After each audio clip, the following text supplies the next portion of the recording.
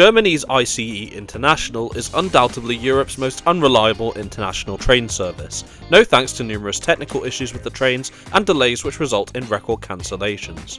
But all that is about to change.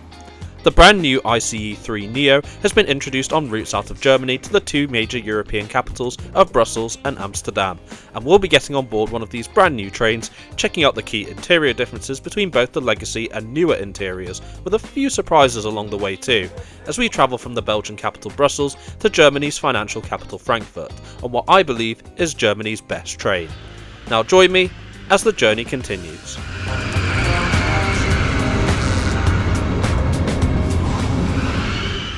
Brussels South, the main station for international services in and out of the Belgian capital.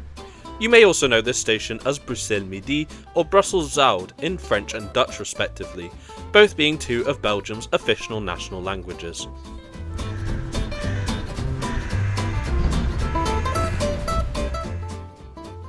The entrance I've used brings you to an area with numerous shops and cafes, and very much reminds me of an airport, though the rest of the station is no different in that regard.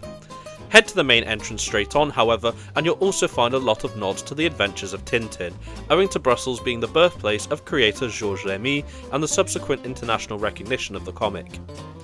Brussels South's origins date back to 1869 as a terminus station for domestic services, though it has since gradually developed into a through station with the addition of international services across Europe. A prime example of this is the Eurostar terminal for high-speed services under the sea to and from London, which is my favourite way to get to the main line from the UK.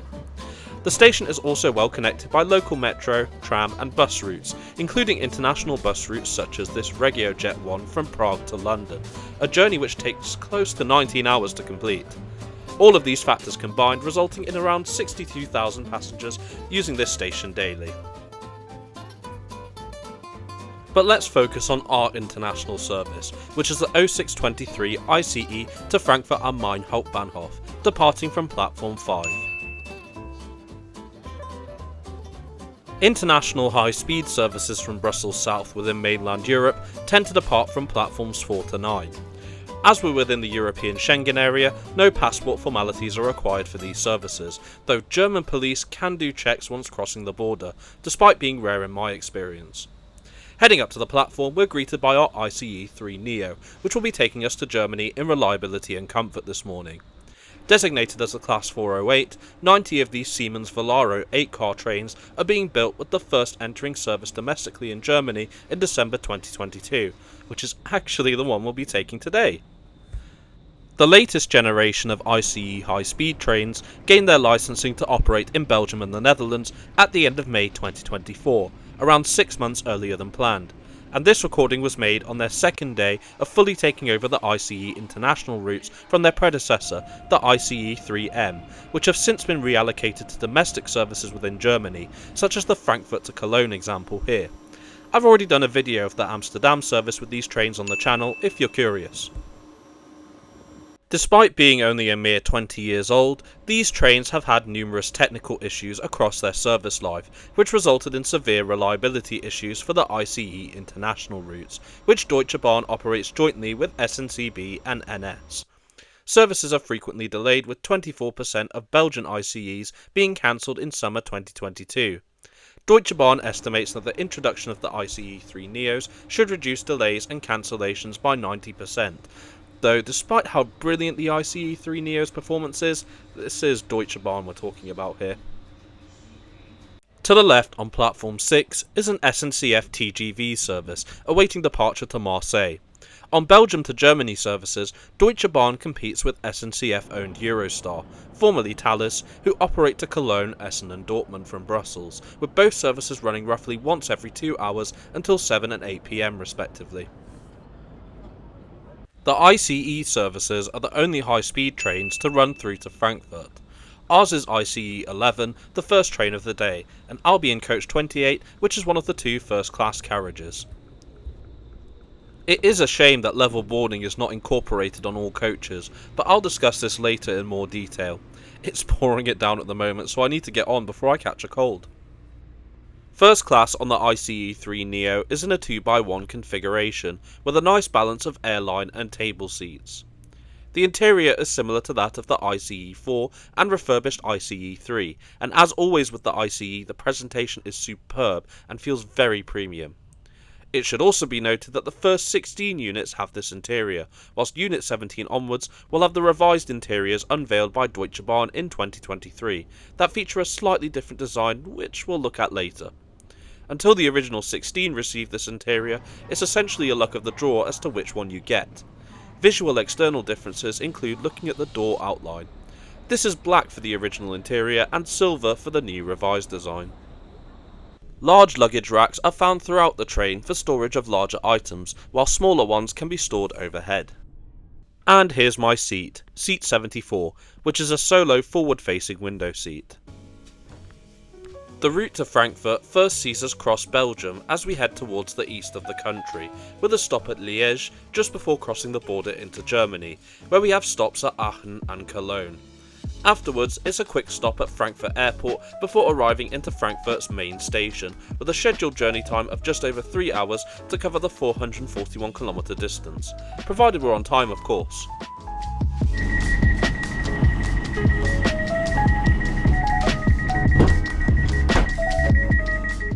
So far so good, we depart Brussels on time at 6:23 AM Central European Time. Bonjour, bienvenue à bord de suivi international à destination Francfort Central. Prochaine arrêt dans quelques minutes et Bruxelles Nord. Devant la présence possible des pickpockets après du train et à bord de notre train, nous conseillons de surveiller vos bagages. Goedemorgen beste reizigers, gaat eigenlijk op Brussel international naar Frankfurt. Volgende stop is Brussel Noord. Beste reizigers, er kunnen strakke rollen in onze trein aanwezig zijn. Let daarom extra goed op uw bagage. Good morning, dear passengers. Welcome aboard the IC International destination Frankfurt. Next call in a few minutes, Brussels North. Security advice: pickpockets may be present on board this train. We recommend that you keep an eye on your luggage. Guten Morgen, liebe. The first part of the journey involves navigating Brussels' extensive urban sprawl. It's after passing through Bruxelles-Chapelle station and the nearby church it's named after, we prepare to make the north-south connection, which as the name suggests, links both north and south stations of Brussels. With approximately 1,200 trains a day since its opening in 1952, this is Belgium's busiest railway line, and the tunnel, an integral part of the link, is the busiest railway tunnel in the world. Clearing the connection sees us make our first stop, Brussels Nord, a pick-up only stop towards Germany and a drop-off only stop towards Brussels Zuid for ICE services.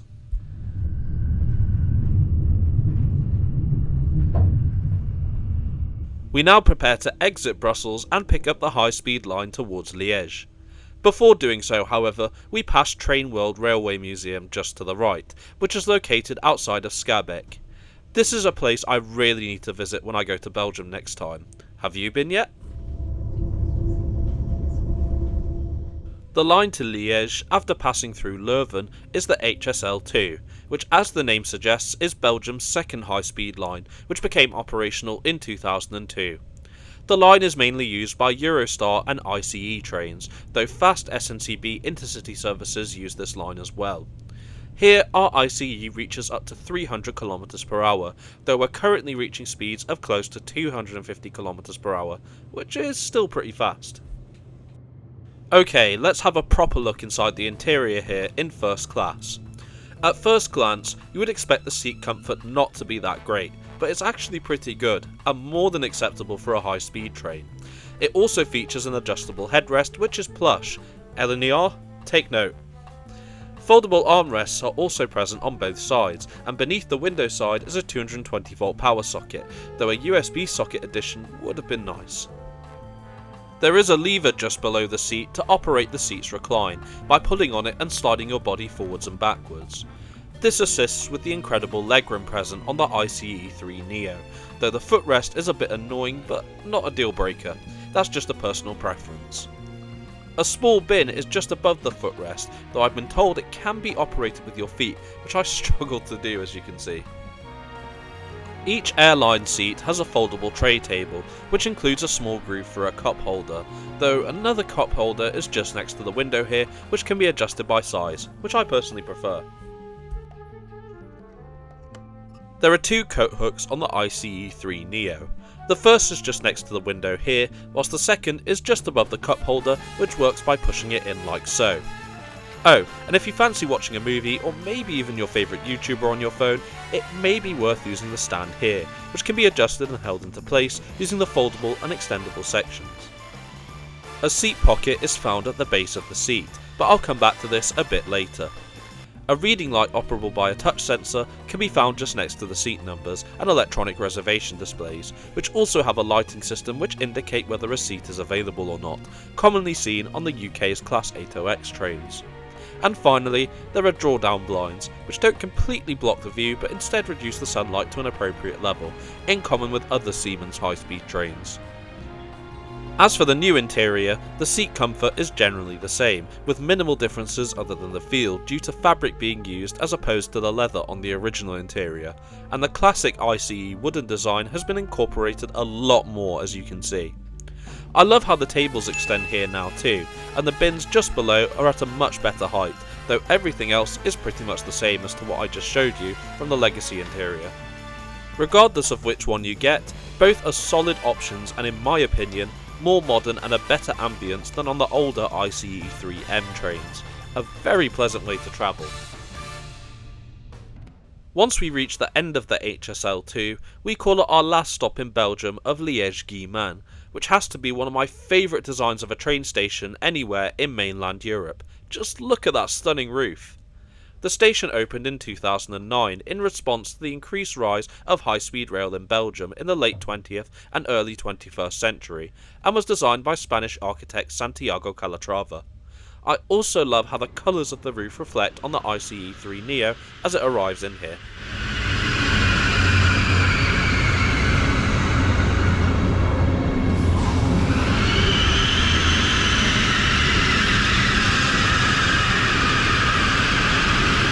One thing that makes the ICE stand out from most high-speed services in Europe is its onboard catering offer.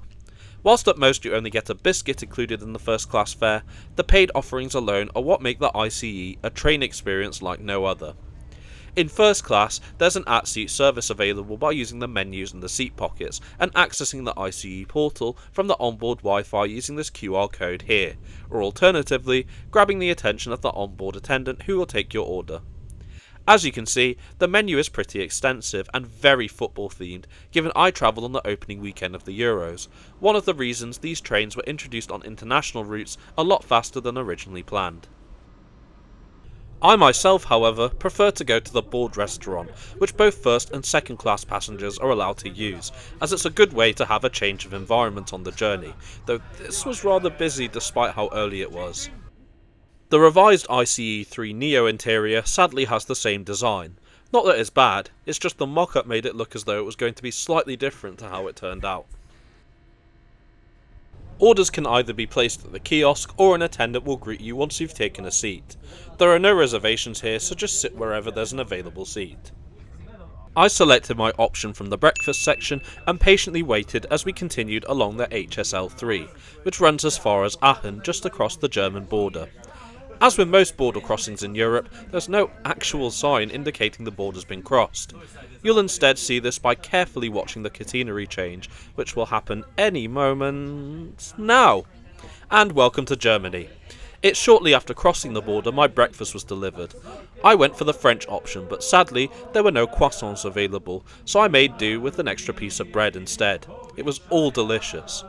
You also have to appreciate the small attentions to detail Deutsche Bahn have with their tableware, which also adds value to the experience in my opinion. I also enjoyed my breakfast with entertainment from a group of Croatia fans, though given they lost 3-0 to Spain that day, I imagine they weren't as happy on the journey back.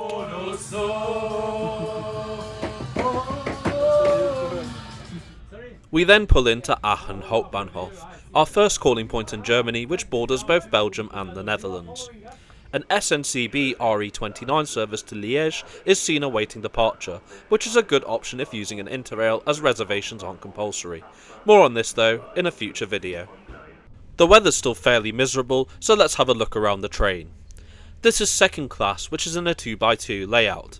As a brief summary, this is still a brilliant option if and when the first class price is too high, with brilliant levels of comfort. But if you want a more detailed look at second class, click the link above now. For the new interior, this is similar, albeit with different seat maquettes similar to first, and the incorporation of more wood in the overall design. In the fourth carriage is the family area, where parents can keep their young children entertained during the journey, and also includes spaces for prams and wheelchairs. There is also a special compartment which can be reserved for families, which is shown here and is an ideal space for increased privacy when on board. The ICE 3 Neo offers bike storage, which is a new feature for the ICE International and one the Dutch folks in particular will appreciate. These became operational in August, with spaces for 8 bikes at a reservation cost of €22.70 for the Brussels ICE, though prices do vary by route. The ICE 3 Neo has dedicated wheelchair ramps just next to the Bordrestaurant, which allows those with reduced mobility to board easily. Whilst full level boarding would be better, this is still a good design feature and one that I'm happy has been incorporated. We now pass the Deutsche Bahn maintenance facility in Cologne, and with the magnificent Kölner Dome in the background, we arrive into Cologne Hauptbahnhof, or Cologne's main station, one of my favourite stations in Germany and a major hub for national and international services across Germany alike. Most passengers from our train alight here, and this is arguably one of the ICE International's most popular stops. Services on the Amsterdam ICE make a reversal here to and from Frankfurt as part of the journey, whereas our service from Brussels is through running towards Germany's 5th largest city, with just over an hour to go. Departure from Köln Hauptbahnhof not only allows us to get a better vantage point of the Kölner Dome, we also cross the city's famous Hohenzollernbrücke over the River Rhine. This is the most used railway bridge in Germany, carrying over 1,200 trains daily. This bridge also carried road traffic in its heyday, but significant damage after World War II restricted it to rail and pedestrian traffic only.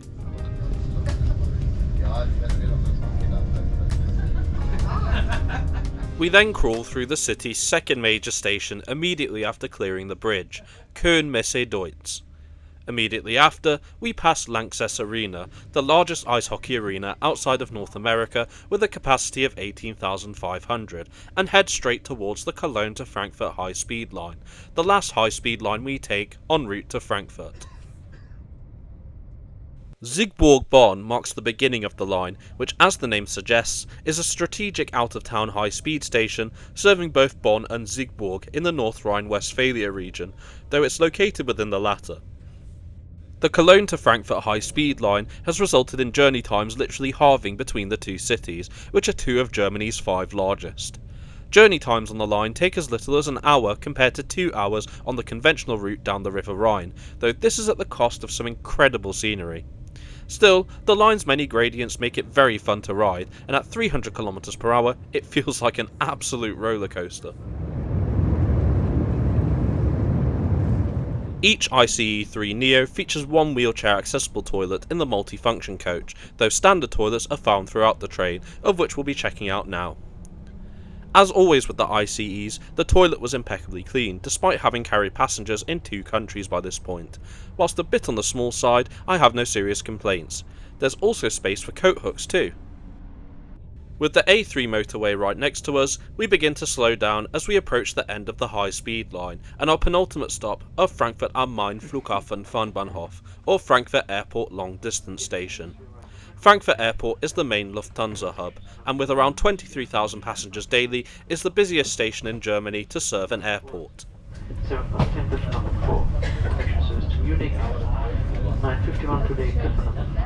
Passing the River Main, where the city got its name, marks the end of our journey today. Overall, I'm still greatly pleased with these trains, and it's fantastic to see them stretch their wheels on ICE international routes to finally give them the reliability and levels of service they deserve, following over 20 years of poor reliability with the ICE 3M. I travelled using my first class Interrail on this trip, though because reservations were compulsory on these services during the Euros, I paid a €5.90 reservation fee on the Deutsche Bahn website, which has a handy seat selection tool too, though I recommend doing this anyway as these services can be very busy. Tickets for this service 2 weeks in advance cost €39.99 in second class and €65.99 for first class, which for 3 hours on an international high-speed train covering 441 kilometres is a fair price in my opinion. Much like my first ride on the ICE International from Amsterdam, we arrive into Frankfurt am Main Hauptbahnhof with a small delay of 3 minutes.